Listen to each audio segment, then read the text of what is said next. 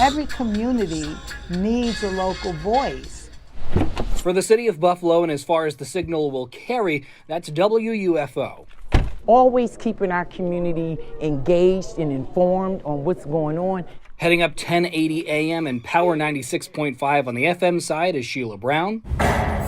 She joined the staff in the 80s, but left for a few years. I promised the station when I left, don't worry, baby, I'm going to come back and buy you one day. And I was able to come back to the station in 1996. She pays tribute to the station's legacy with the Black Radio Collective. What that's going to do is preserve 60 years of WUFO rich history. A self-contained tour highlighting the big moments over the years, including helping launch Rick James' career. History from the beginning to today, now housed in this location on the African American Heritage Corridor. My sister, how are you? Buffalo may not be the biggest market in New York State, but the station and the area have been enough to bring in or develop big talent. I'm from Harlem, right? She said, you don't have to go to Fordham, you don't have to go to City College, but you got to stay in New York State. And she said, what about the University of Buffalo? It's like, Buffalo?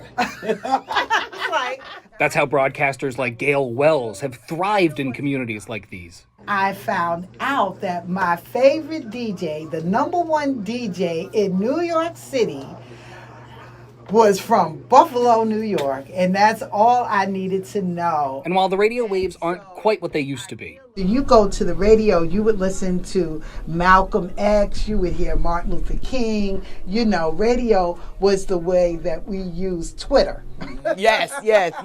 it continues to be a platform for so many. They come in here, they knew they weren't going to make money. They would go to the Colored Musicians Club, use their stage, and before they would go to bigger city. You're absolutely right. Of course, the station is bigger than the personalities or the studios that they communicate from. I think sometimes it gets lost that you can have self-determination, which is also known as Kujijakalia, without having a voice in the politics, in the policy making, and in the promotion of the arts and culture and daily living in your community. It goes by many names, from the microphone to the airwaves. They call it Umoja Unity. It's the foundation and base for which all other things are built.